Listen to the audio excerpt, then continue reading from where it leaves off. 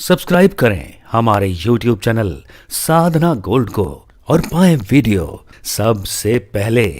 और हाँ, bell icon दबाना ना भूलें। सत्य बोलने वाले के जीवन में शांति होगी साहब, झूठ बोलने वाले के जीवन में शांति नहीं होगी। सत्यम नास्ति, आज सत्य चला गया। बताइए आप में से ऐसे कितने लोग हैं जो सदा सत्य के रास्ते पर चलते हैं, सत्य बोलते हैं। आप में से कितने लोग सत्य बोलते हैं?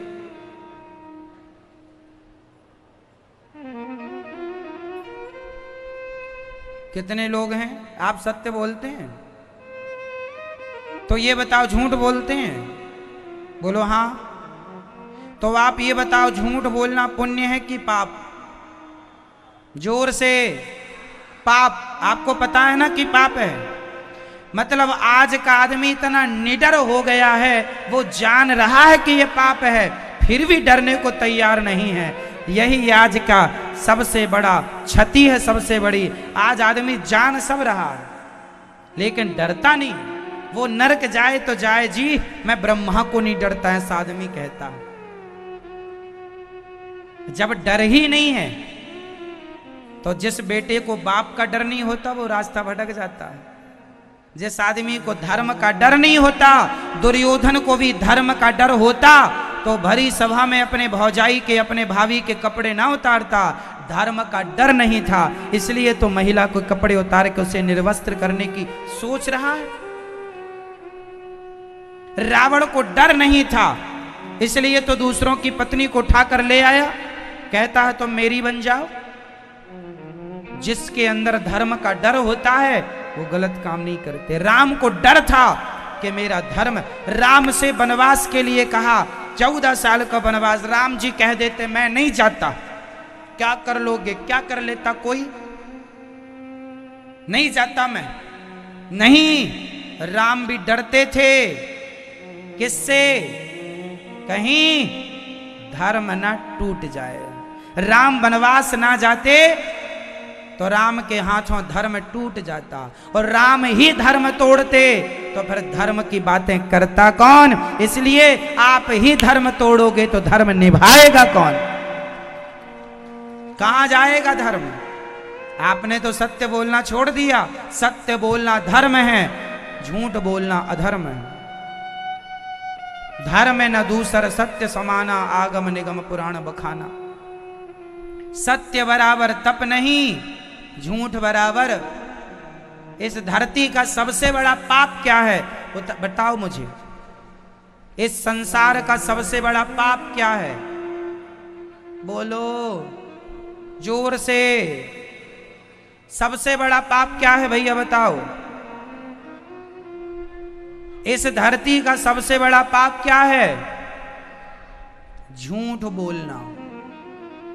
इस धरती का सबसे बड़ा पाप है झूठ बोलना, और सबसे बड़ा पुण्य है सत्य बोलना। आपके सामने पुण्य भी है, पाप भी है। अब आप फिर भी गलत रास्ते पर चलें तो भगवान जिम्मेदार नहीं है। आपके अपने गुनाह, अपने कर्म आपको दुखी करते हैं और आप आरोप लगाते हैं भगवान को। तो आप झूठ क्यों बोलते हैं? आपसे सवाल। महाराज जी व्यापार है, बिजनेस है, झूठ से ही चलता है। अच्छा आप ये बताओ, सच बोलेंगे तो भूखे मर जाएंगे आप?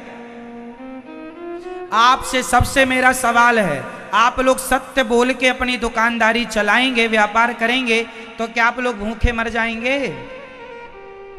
क्या सत्य इतना गया गुजरा है कि आपको भूखा मार डालेगा? विश्वास कर लो मेरे भाइयों, सत्य के रास्ते पर चलने वाला ना तो कभी भूखा मरेगा ना कभी दुखी होगा।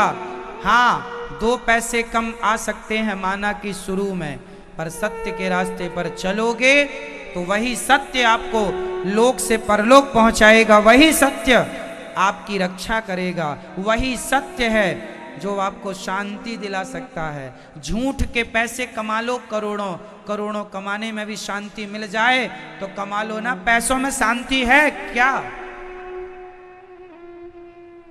क्यों कमा रहे हो झूठ बोल के? सत्य की रोटियां क्यों नहीं खा रहे हो?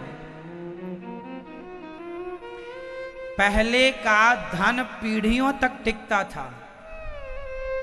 पहले का धन पीढ़ियों तक टिकता था, हाँ या ना? आज का धन पीढ़ियों तक नहीं टिकता। कारण क्या है? पहले का धन ईमानदारी का था, तो ईमानदारी का धन बेटा बेटा बेटा बेटा तक जाता है, पीढ़ियों तक चलता है। बेईमानी का धन ज्यादा से ज्यादा 10 साल। बेईमानी के धन की आयु कितनी होती है? झूठ से कमाया धन, चोरी से कमाया धन, इसकी अधिक से अधिक आयु होती है 10 साल। 11वें साल तो चमड़ी निकाल के जाएगा। झूठ बोल के कमा लो, 10 साल बाद वो अपना रास्ता तैयार कर लेगा। इसलिए ईमानदारी से चलोगे तो तुम्हारे बेटे का बेटा भी तुम्हारे धन पर आराम से खाएगा, शांति से जीवन जिएगा। बेईमानी का तुम्हारी आंखों के सामने ना निकल जाए तो हमसे साइन करवा लेना स्टाम्प पर। कर लो बेईमानी। जो कर रहे हैं उनका बैकग्राउंड चेक कर लो, सुखी हैं वो? बाहर के बड़े दूर के ढोल सुहावने लगते हैं, बाहर से देखने में बड़ी बड़ी इमारतें खिंची हैं, अंदर घुसकर देखिए तो अंदर रो रहे हैं। पैसा बहुत, क्योंकि बेईमानी का है। बहू बेटे की खिंचा तनी चल रही है, बाप बाहर से महल दिख रहे हैं, वाह वाह कितना बड़ा आदमी है, पर अंदर घुट घुट के जी रहे हैं। नींद की गोलियां खाएं तो भी नींद ना आए। ये बेईमानी है, सोने भी नहीं देती, ताकते रहो उल्लू की तरह।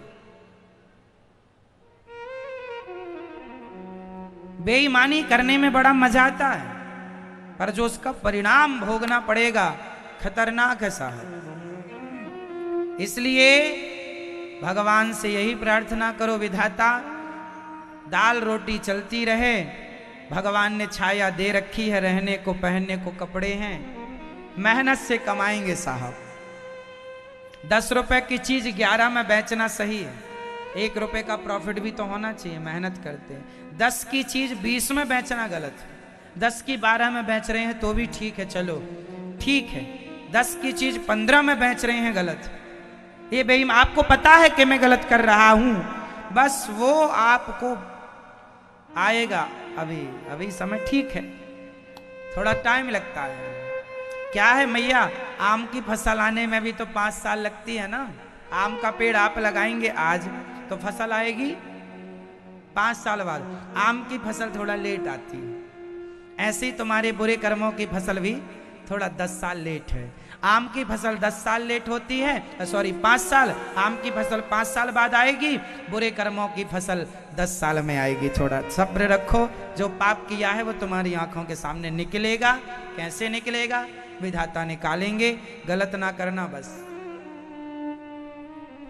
आज गलत किए हो अभी तक, कान पकड़ के सॉरी भगवान से, हे प्रभु अपराध क्षमा करो, और धन को धर्म से जोड़ो, अपने धन को धर्म से जोड़ दो, और अब गलत काम नहीं करेंगे, ईमानदारी से दुकान चलाएंगे, ईमानदारी का खाएंगे।